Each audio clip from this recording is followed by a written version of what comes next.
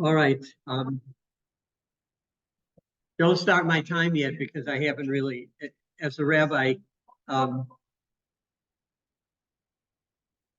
I wanted to say a few words before I start speaking. And there is so much to say about that very excellent subject and controversial subject of kitniot and so many chumras that we could talk for a long, long time about it.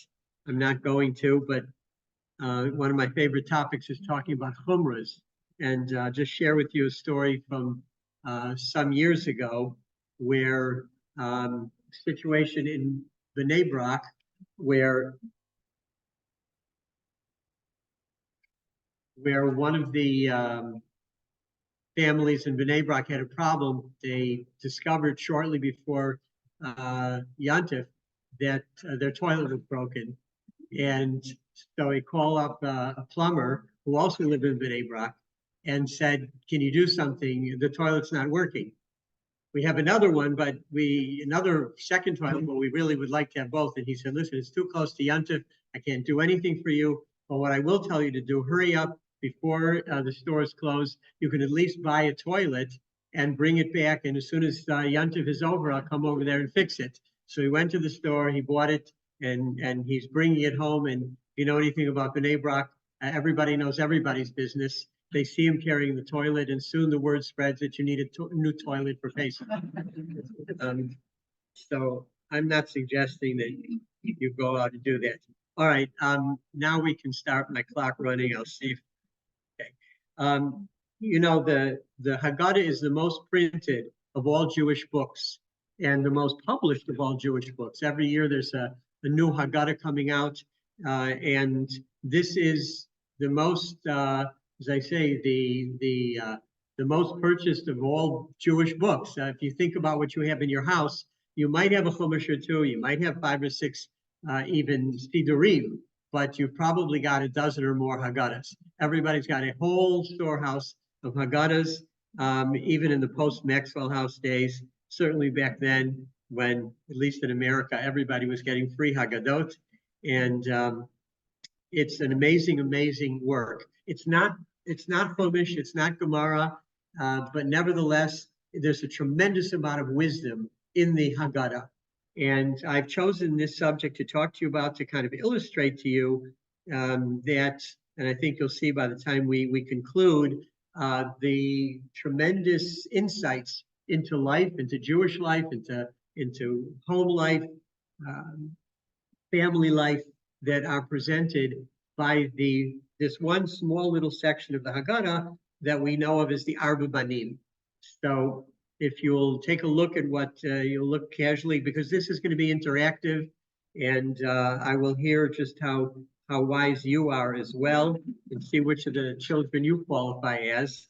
And let me say, first of all, we call it the Arba. I'm going to talk fast, so listen fast, because I have a lot to say. The Arba Banim, we call them Banim, but we really mean children, as we'll see later on. It may not even be children, but we'll come to that at the end. So we know that this is an important subject in the Haggadah because it has an intro, just like Birkat HaMazon. You have an intro there. It's telling you something very important is coming up. And so we have this intro before we even get to the quote-unquote children. Baruch HaMakom Baruch Hu, Baruch Shenatan Torah La'amo Yisrael Baruch Hu. So right away you notice what? What do you notice about this? Listen again. All you have to do is hear it. Baruch HaMakom Baruch Hu, Baruch Shenatan Torah La'amo Yisrael Baruch Hu. What do you hear? So we hear Baruch is being repeated how many times? 4. How many children are there? 4. So clearly already we're being told what? That every child is blessed.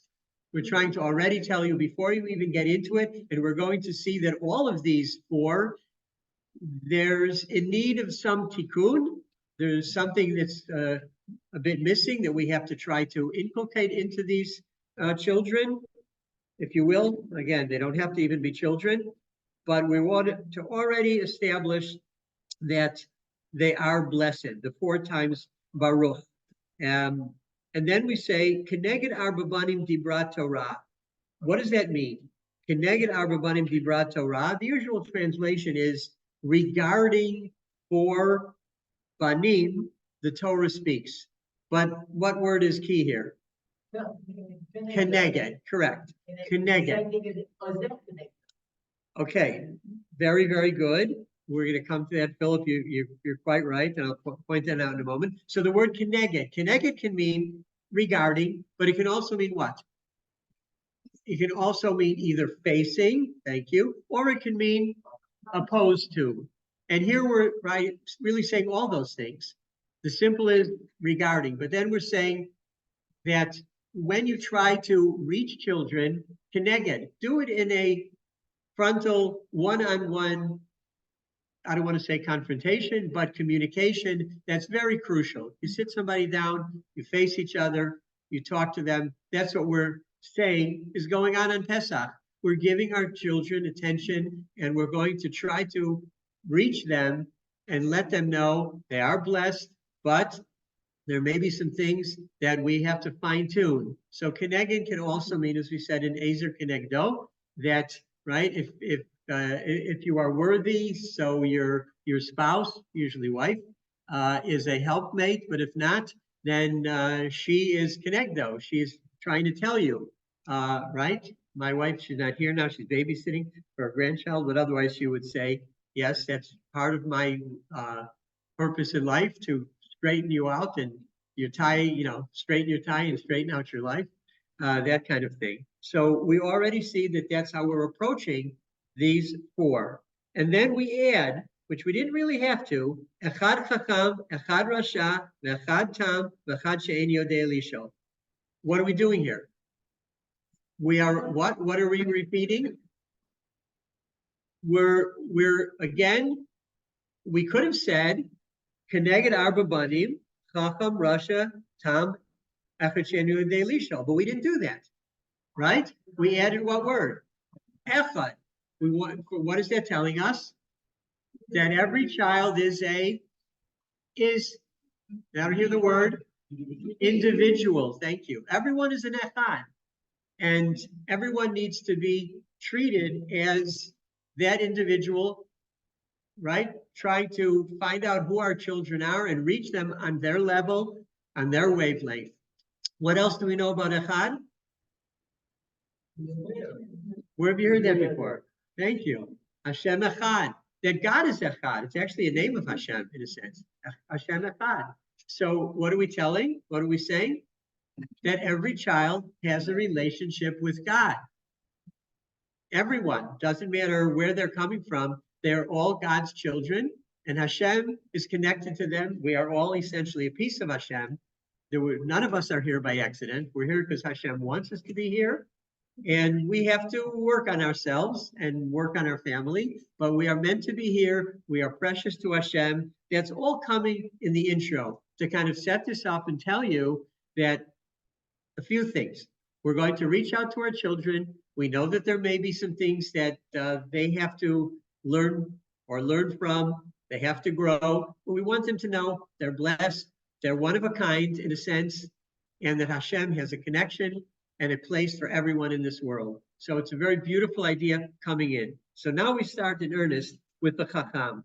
Chacham Mahu Omer, Ma Ha'idut V'Chukim V'Mishpatim, Asher Tziva Hashem Elokeinu Etchem. Okay, so this is the Chacham. Notice, by the way, we use this. We kind of our mixed metaphor here. Mahu, what does he say? Is it a question? Is it a statement? Some of our questions can be statements and vice versa. It's very tricky that way. Just as an aside, when Cain kills Hevel and God says, look what you did to your brother. And he says, Hashomer Achi Anochi. And we translate that, am I my brother's keeper? Not necessarily. That may not be a question. It may be a statement. Because Anochi is a name of God. So Cain was saying to God, Hashomer Achi Anochi. Who is the guardian of my brother? Anochi, God. If he's dead, you wanted him dead. You're in charge of everything in this world. So if you read that as a statement, it's a very different approach that has a question. So some of these are questions, some of these are statements, but we use the mix Mahu Omer. It could have said Mahu Shoel. What is he asking? Would say, what is he saying? Okay. How do we know he's a chacham? What makes him a chacham? Are we just taking that for granted and that a given? How would you know he's a chacham from here? People on the Zoom, you're playing at home, so I hope you have a Haggadah. You can look at this inside. So come on, how do we know he's a chacham? Look at the text. I'll show you he's at least as much of a chacham as any of you, because he knows how to delineate between the different categories of Jewish law. The Edut, the Chukim, and the Mishpatim. Do you know how to do that? Probably not. What are Edut? Edut are historical events. Comes from the word aid. We witness history. So when we have matzah, that's an Edut of Pesach, because we're reliving history and we're a witness to what happened to us back in Egypt. What are Chukim? What are Chukim? Don't give me a word that nobody knows what it means. What are Chukim? Let me tell you what Chukim, the real trend, what Chukim are laws or mitzvot for which the reason is not readily apparent. Every mitzvah has a reason, but that's the true explanation. Don't ever say it's a chok with no reason. Everything has a reason. We just don't always know. By the way, without going into it, there are some things that were chukim once that we didn't know what the reason was. Today we do know, so they're no longer chukim. It's another story, but that's what chukim are. And an example of Pesach, a chok on Pesach, is that the karban Pesach must be roasted. Why? Why do I have to roast it? Why can't I boil it? Why can't I bake it? Why can't I barbecue it? We don't know. That's what the Torah tells us. Doesn't explain why. That's one of the chukim. There are many others. Another one is you can't break the bones of the karban Pesach. Why not? Some people love. They break the bones. They suck it out, right? But it's a chok. You don't do it back then when we had the karban Pesach. And then there are mishpatim. Then there are logical laws. Not so much civil, but laws that make sense to us. On Pesach, for example, that we say, the uncircumcised or the person who is not Jewish, he wouldn't bring the karban, because not necessarily talking about a convert here, but a non-Jew, because that person wasn't there, so they can't really relive something that they weren't a part of. That's just a mishpat. So he knows all of these things. Now you understand why he's a chacham. Look what he can do. Okay? And so he says, what are all these laws that Hashem, our God, commanded you? Okay. We're not sure what his problem is, but we're going to discern it perhaps from the answer. Because as I said, everyone has something here that needs to be worked on.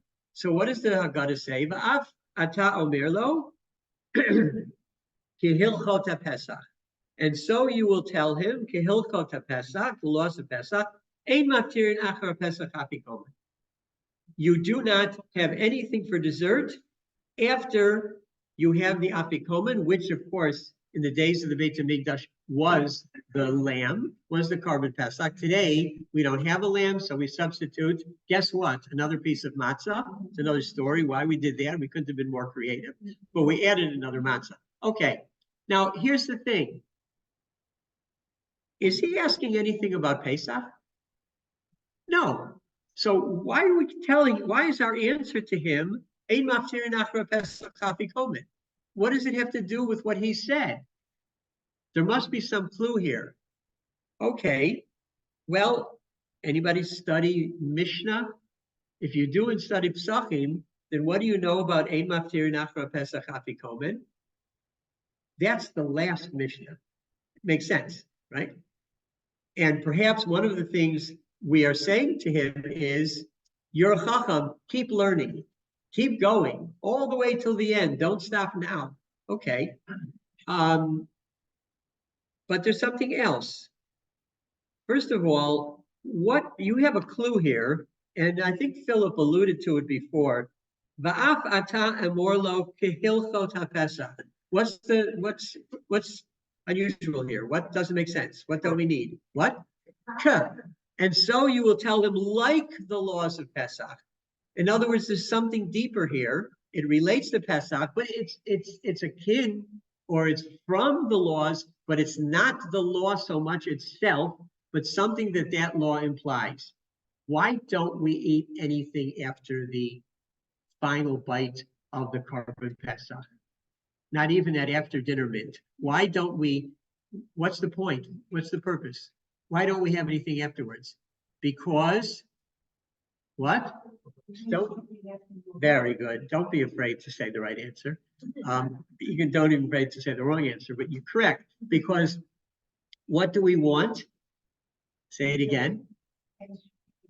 The taste should linger in your mouth. And here is the issue. Yes, he's a chacham. And so many of our children, they're very bright. They get straight A's. They know their stuff. But you know what? That's important. But equally, if not more important, is what's the taste left when they close their Gemara? What's the taste left in their mouth about Yiddishkeit? Do you know how many kids there are today? All of our kids, first of all, they're geniuses. We know that. But how many really great students that have gone off the derech? Because although they may know and they get, how many nikudot in Gemara and Tanakh, but what's their feeling about it? What's when the books are closed, what do they come away with? That they love this tradition, they love this religion, or some of them saying, yeah, I did well in school, but it doesn't speak to me. And this is a phenomenon we've seen here time and time again with many of our own children, because this is what the Balei Haggadah, they understood. You have to do more than just train your child to be a Talmid Chacham. Train your child to love Yiddishkeit, which is even more important than knowing. You can be, back in the day, I was a lecturer at the Southwestern Baptist Seminary in Dallas, where I was the rabbi. You can be a Bible quoter and a Bible toter, and you can know your verses, but that doesn't, you don't have there's no Yiddish atam to it, as we would say, right? That doesn't make you the kind of Jew we want you to be. That's something that's the afterglow, the aftertaste of what happens. And that's why I think that we're saying to the Chacham, you're doing great, but it's not just about the book learning. It's about who you are and how you feel about what you've learned. Have you really ingested it? Okay, we'll come back to a little bit about that. But now we go to the Rasha. Rasha Mahu Omer, Maha Avodah Zot Lachem. By the way, even if you didn't even read Hebrew, but you look at the text of the Rasha, what do you notice about it right away? It's the longest. It's the longest. And as we all know, it is the rebellious child who is often the most difficult, and as we'll see, perhaps the brightest, even more than the Chacham. The Rasha is I don't like the word evil. I don't think any of your kids are evil, but we can say rebellious, certainly. And so there's a lot going on here. So he only says 4 words. Ma avodah zot lachem. What is this work to you? And we jump all over him. Lachem v'lo lo. Hotzi et atzmo min haklal. He took himself out of the majority by saying you. By the way, did the Chacham say that? He also said etchem, right? Okay, but A, etchem is a little bit softer than lachem. That's A. And B, notice something else. We'll see this in a moment. We also say kafar v'ikar. He's rejecting God. It's God itself. Va'afata k'et shinav. You have to do something, literally maybe knock out his teeth. We're not suggesting you punch him in the mouth and knock his teeth out, but you have to shake him up. Va'amarlo va'avorzeas Hashem li b'tzeiti b'mitzrayim li v'lo lo ilu hayasham lo yanigal. There's a lot in here. This is a long paragraph. So you should remind me how much time so I'll know what to, okay, but because I could carry on for a long time. In any case, take a look. There's a word that's repeated in both the Chacham and the Rush's paragraph. What is it? Can you find it? A word that's repeated that doesn't even really seem to belong there. No, we said that they're both saying you. Can you see another word? Ah, very good. Ve'af. What is it? It doesn't really even belong here. What is an af? What? It could be anger, yes. It's a nose. And I always say from here, the two children, one is a chacham, one is a rasha, they both use the word you, but you know what? A good parent, usually a mother, can sniff out what exactly that kid is saying and where it's coming from, right? They can say the exact same things, but the parent knows which one is being belligerent and the other one is just asking a question and is innocent. So that's important. We sense that about the Russia. We sense that there's something going on here. And, you know, the word avodah, well, that can mean a lot of things. Is avodah a positive or a negative word?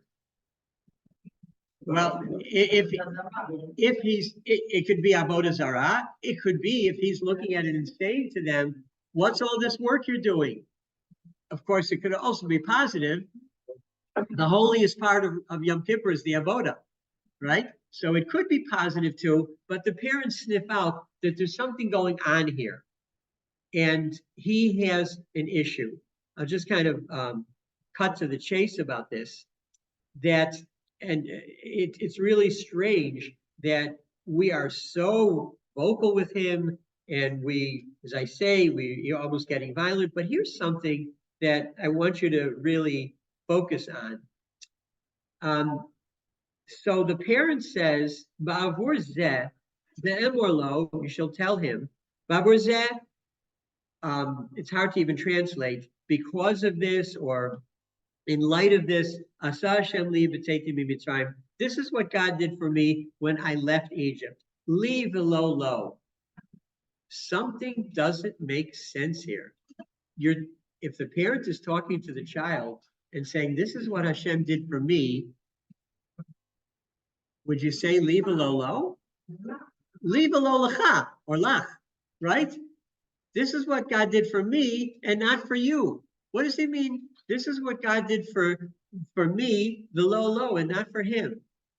So sometimes some people want to suggest maybe this is the parent talking to the other children and kind of putting the Russia in a corner and saying, "Hey kids, this is what God did for me, and not for him." That's cruel. You don't ever want to give your child, as if the child's invisible, or there's a complex like that, right? As if they don't even exist. So I want to suggest something else that is really the key here.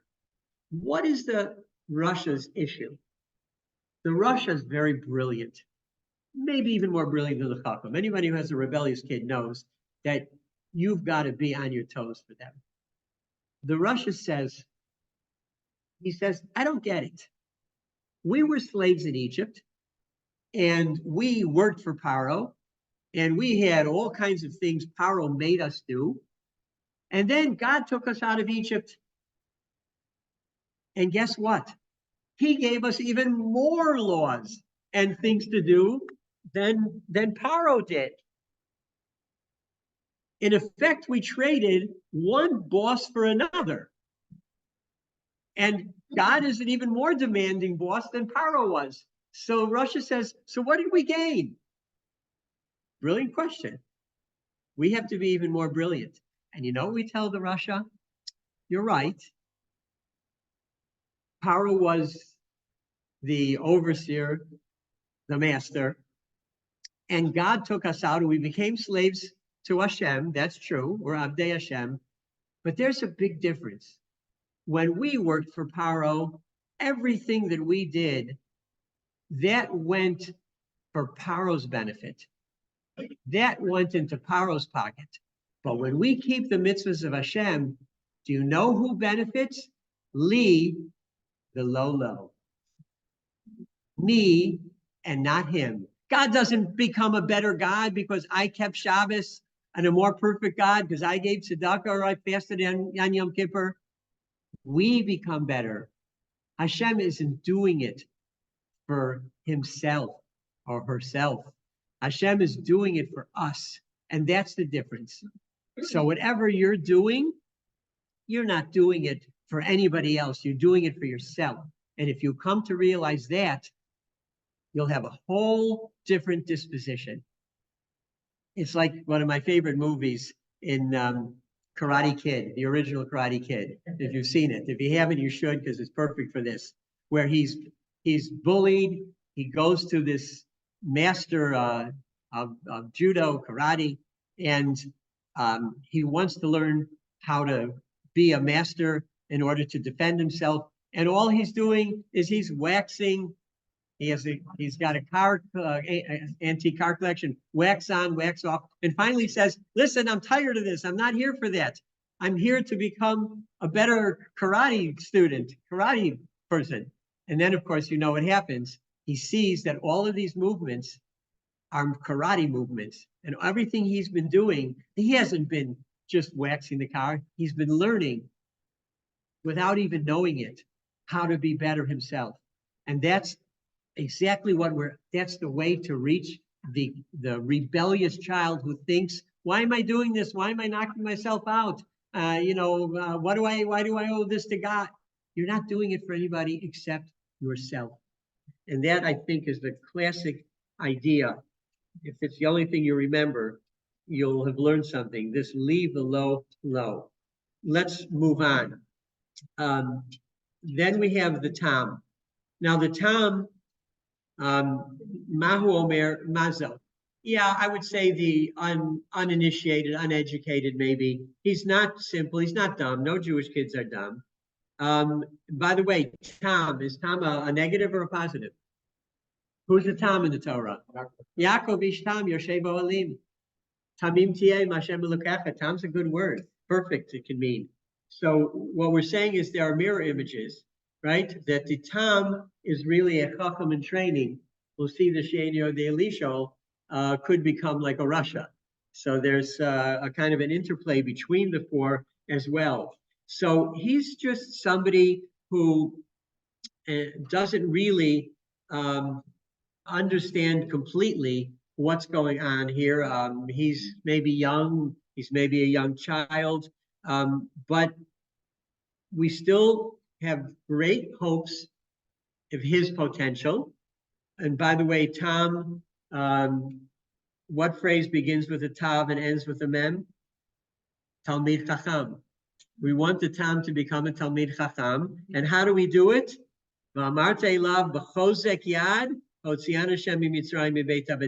With a strong hand did God take us out of Egypt. What does Chozek Yad mean? What is Chozek Yad? Another word for it. Do you know what it is in Hebrew? Chozek Yad is discipline. You want to become a Talmid Chacham, discipline yourself.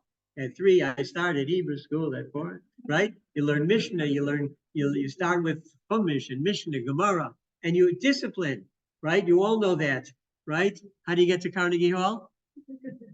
Practice, right? So, like the kid on the subway station, how do I get to Carnegie Hall? That's the only way. And that's what we're telling the Tam. You can be something. You can be like your older brother, perhaps, who's the Chacham, but you have to work at it. And finally, we come to She'enyo de Elisho. This is this is the most difficult of all. The uninterested person. He's not against, he's not anti. He just says, I'm just detached, right? It doesn't speak to me. I have nothing to do with it, etc. These are the hardest children to reach. That when you're got a lot of energy and you're Russia, we can turn that energy into something really good. But when you're just not interested at all, that's very, very hard to overcome. So he doesn't say anything. The Tam says, Mazot, what's happening? But the She'enyo de Elisho doesn't even know how to ask. And so what is our answer to the She'enyo de Elisho? At betachlo. You shall open him up. What's at? What can at stand for? Think. First of all, yes, maternal. Women, mothers are much better at reaching these children emotionally than men are. They're going to be strict and disciplinarian, and they're going to get nowhere. But mother can get everywhere just with a little bit of love. What else does at stand for? Aleph to Tav. You sometimes have to try every possible way to reach this child from Aleph to Tav. V'yigarat levincha, also stressing that kind of affection that a mother can give, and we add to it. We say there too. That's what we told the Russia, right? That's why we see the connection that he could become a Russia. But Avur Zeh, the Zeh is crucial. The Zeh means this. When the Torah says this, sometimes, for example, Hashem, he wanted to show Moshe Rabbeinu what the half shekel looked like, what the menorah looked like. So it uses the word Zeh. You have to do something that is experiential, something concrete. If you want to reach that child, you do something which is not, as we'd say in the Weltverein, but something is right there in front of them, in front of him or her. The best example that I can give is you lecture kids about Pesach, they're bored to tears. But you take those kids to a matzah baking factory, they love it. This is one of the great innovations of Chabad, among many, that you have put that on, that little white hat and the apron, and make them a baker. They are just in seventh heaven, and they can, while they're doing, they can learn as well. And you have to be experiential, and you have to be creative. Let me just conclude with two ideas. There's much more to say, and just giving you a little bit of a touch of seeing the tremendous wisdom even here in the Arba Banim. We can say that, first of all, we're not necessarily talking about four different individuals. We're talking about the same person that goes through stages. Sometimes we're turned on, sometimes we're motivated, sometimes we're rebellious, sometimes, you know, we're clueless, and other times we just don't care. These are stages, these are aspects of our own lives, and we have to learn how to deal with those times when we are in all of those situations that pretty much all of us find ourselves at one point or another. And there's a lot of good advice here. And the other thing I would say, and I want to, this is also a famous words of the Lubavitcher Rebbe, which is just a tremendous insight. And he says that this represents 4 generations. He was looking specifically at what happened in America. The Jews who came from the old country to America, they were chachamim. They knew how to make a seder. They knew how to say kiddush. They were well versed in everything Jewish. But the next generation that came along, they wanted to be more American than the Americans, or whatever. I'm speaking specifically about America, where the Rebbe lived. But they threw everything off. They in a sense, tried to hide what they were in that generation. The 3rd generation comes along, the Tam, Mazot. His grandfather knows, or grandparents, they know what it means to be a Jew. But the father is completely rebellious. So this 3rd generation says, Mazot, what's going on here? I don't get it. My grandparents have one example, my parents another example. Well, I don't know. I'm just kind of lost. The 4th generation already, the grandfather's a Russia, the father's confused, so he doesn't know where to go. And he's just completely lost. Said the Rebbe. He said, this was the generations of America. But guess what?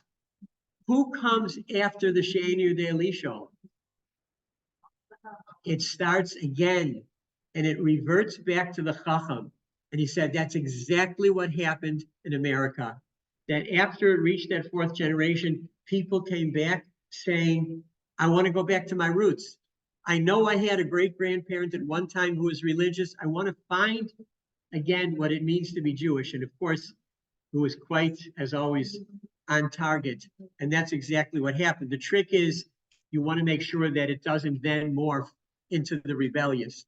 You want to make sure you can hold on to that child, knowing now what could happen in the next generation.